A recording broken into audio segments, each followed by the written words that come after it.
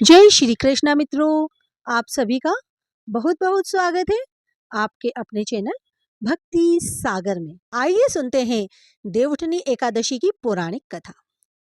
एक राजा के राज्य में सभी लोग एकादशी का व्रत रखते थे। प्रजा तथा नौकर चाकरों से लेकर पशुओं तक को एकादशी के दिन अन्न नहीं दिया जाता था।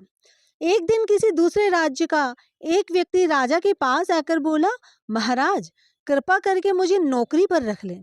तब राजा ने उसके सामने एक शर्त रखी कि ठीक है, रख लेते हैं, किंतु रोज तो तुम्हें खाने को सब कुछ मिलेगा, पर एकादशी को अन्न नहीं मिलेगा। उस व्यक्ति ने उस समय हाँ कर ली, पर एकादशी के दिन जब उसे फलाहार का सामान दिया गया तो वह राजा के सामने जाकर गिड़गिड़ाने लगा, महाराज, इससे मेरा पेट नहीं भरेगा, मैं भूखा ही मर जाऊंगा, मुझे अन्न दे दो। राजा ने उसे शर्त की बात याद दिलाई, पर वह अन्न छोड़ने को राजी नहीं हुआ। तब राजा ने उसे आटा, दाल, चावल आदि दिए। वह नित्य की तरह नदी पर पहुंचा और स्नान कर भोजन पकाने लगा। जब भोजन बन गया तो वह भगवान को बुलाने लगा, आओ भगवान, भोजन तैयार है। उसके बुलाने पर पीतांबर धारण किए भगवान चतुर्भुज आ पहुंचे तथा प्रेम से उसके साथ भोजन करने लगे। भोजन आदि करके भगवान अंतर ध्यान हो गए तथा वह अपने काम पर चला गया। 15 दिन बाद अगली एकादशी को वह राजा से कहने लगा कि महाराज, मुझे दुगुना सामान दीजिए। उस दिन तो मैं भूखा ही रह गया। राजा ने कारण पूछा तो उसने बताया कि हमारे साथ भगवान भी खाते हैं, इसलिए हम दोनों के लिए ये सामान पूरा नहीं होता। यह सुनकर राजा को बड़ा आश्चर्य हुआ। वह बोला, मैं नहीं मान सकता कि भगवान तुम्हारे साथ खाते हैं। मैं तो इतना व्रत रखता हूँ, पूजा करता हूँ, पर भगवान ने मुझे कभी दर्शन नहीं दिए। राजा की बात सुनकर वह बोला, महाराज, यदि विश्वास ना हो तो साथ चलकर देख लें। राजा एक पेड़ के पीछे छिपकर बैठ गया। उस व्यक्ति ने भोजन बनाया तथा भगवान को शाम तक पुकारता रहा, परंतु भगवान ना आए। अंत में उसने कहा, हे भगवान, यदि आप नहीं आए तो मैं नदी में कूदकर प्राण त्याग दूंगा। लेकिन भगवान नहीं आए। तब वह प्राण त्यागने के उद्देश्य से नदी की तरफ बढ़ा। प्राण त्यागने का उसका दृढ़ इरादा जान शीघ्र ही भगवान ने प्रकट होकर उसे रोक लिया और साथ बैठकर भोजन करने लगे। खा पीकर वे उसे अपने विमान में बिठाकर अपने धाम को लेकर गए।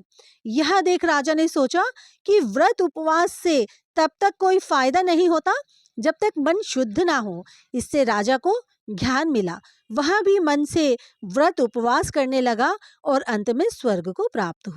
आइए सुनते हैं देव प्रबोधनी एकादशी की व्रत कथा। एक राजा था, उसके राज्य में प्रजा सुखी थी। एकादशी को कोई भी अन्न नहीं बेचता था, सभी फलाहार करते थे। एक बार भगवान ने राजा की परीक्षा लेनी चाहिए। भगवान ने एक सुंदरी का रूप धारण किया तथा सड़क पर बैठ गए। तभी राजा उधर से निकला और सुंदरी को देख चकित रह गया। उसने पूछा, हे सुंदरी, तुम कौन हो और इस तरह यहाँ क्यों बैठी हो?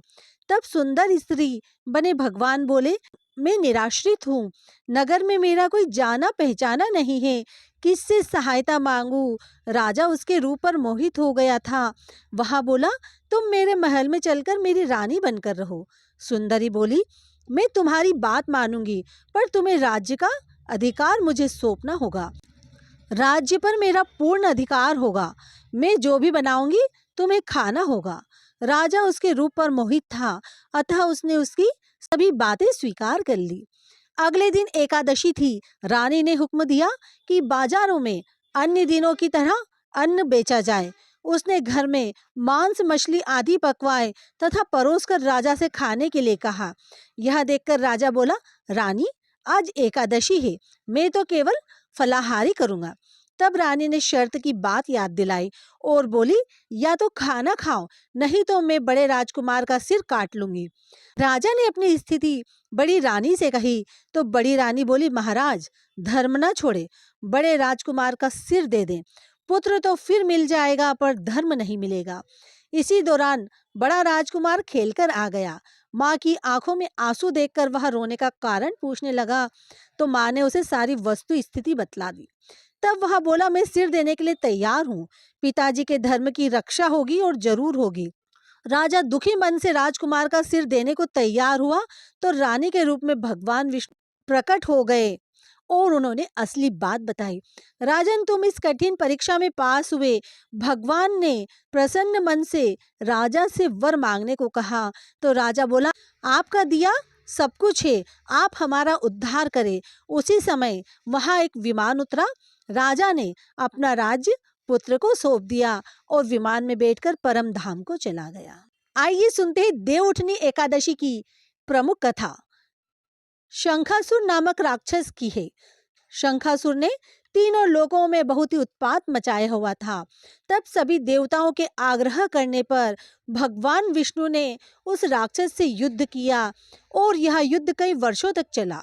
युद्ध में वह असुर मारा गया और इसके बाद भगवान विष्णु विश्राम करने चले गए। कार्तिक शुक्ल एकादशी के दिन भगवान विष्णु की निद्रा टूटी थी और सभी देवताओं ने भगवान विष्णु की पूजा की थी। शिव महापुराण के अनुसार पौराणिक समय में दैत्यों का राजा दंभ हुआ करता था। वह बहुत बड़ा विष्णु भक्त था। कई सालों तक उसके यहाँ संतान नहीं होने के कारण उसने शुक्राचार्य को अपना गुरु बनाकर उनसे श्री कृष्ण मंत्र प्राप्त किया।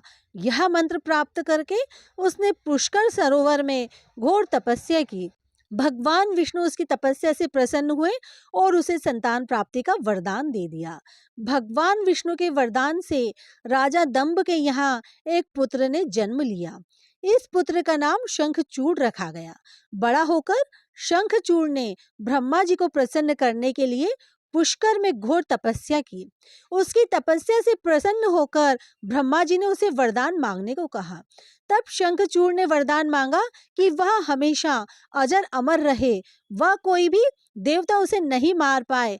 ब्रह्मा जी ने उसे यह वरदान दे दिया और कहा कि वह बद्रीवन जाकर धर्मध्वज की पुत्री तुलसी जो तपस्या कर रही है उससे विवाह कर ले। शंखचूड़ ने वैसा ही किया और तुलसी के साथ विवाह के बाद सुखपूर्वक रहने लगा। उसने अपने बल से देवताओं, असुरों, दानवों, राक्षसों, गंधर्वों, नागों, किन्नरों, मनुष्यों तथा त्रिलोकी के सभी प्राणियों पर विजय प्राप्त कर ली। वह भगवान श्री कृष्ण का परम भक्त था। शंखचूड़ के अत्याचारों से सभी देवता परेशान होकर ब्रह्मा जी के पास गए और ब्रह्मा जी उन्हें भगवान विष्णु के पास ले गए। भगवान विष्णु ने कहा कि शंखचूड़ की मृत्यु भगवान शिव के त्रिशूल से ही होगी, अतः आप उनके पास जाएं। भगवान शिव ने चित्ररथ नामक गण को अपना दूत बनाकर शंखचूड़ के पास भेजा। चित्ररथ ने शंखचूड़ को समझाया कि वह देवताओं को उनका राज्य लौटा दे, परंतु शंखचूड़ ने मना कर दिया और कहा कि वह महेश्वर से युद्ध करना चाहता है। भगवान शिव को जब यह बात पता चली तो वे युद्ध के लिए अपनी सेना लेकर निकल पड़े। इस तरह देवता और दानवों में घमासान युद्ध हुआ, परंतु ब्रह्मा जी के वरदान के कारण शंखचूड़ को देवता नहीं हरा पाए। भगवान शिव ने शंखचूड़ का वध करने के लिए जैसे ही अपना त्रिशूल उठाया तभी आकाशवाणी हुई कि जब तक शंखचूड़ के हाथों में श्री हरि का कवच है और इसकी पत्नी का सतीत्व अखंडित है, तब तक उसका वध असंभव है। आकाशवाणी सुनकर भगवान विष्णु वृद्ध ब्राह्मण का रूप धारण कर शंखचूड़ के पास गए और उससे श्री हरि कवच दान में मांग लिया। शंखचूड़ ने वह कवच बिना किसी संकोच के दान कर दिया। इसके बाद भगवान विष्णु शंखचूड़ का रूप बनाकर तुलसी जी के पास गए। शंखचूड़ रूपी भगवान विष्णु ने तुलसी के महल के द्वार पर जाकर अपनी विजय होने की सूचना दी। यह सुनकर तुलसी बहुत प्रसन्न हुई और पति रूप में आए भगवान का पूजन किया व रमण किया। ऐसा करते ही तुलसी का सतीत्व खंडित हो गया और भगवान शिव ने युद्ध में अपने त्रिशूल से शंखचूड़ का वध कर दिया। तब तुलसी को पता चला कि वे उनके पति नहीं हैं, बल्कि वे तो भगवान विष्णु हैं।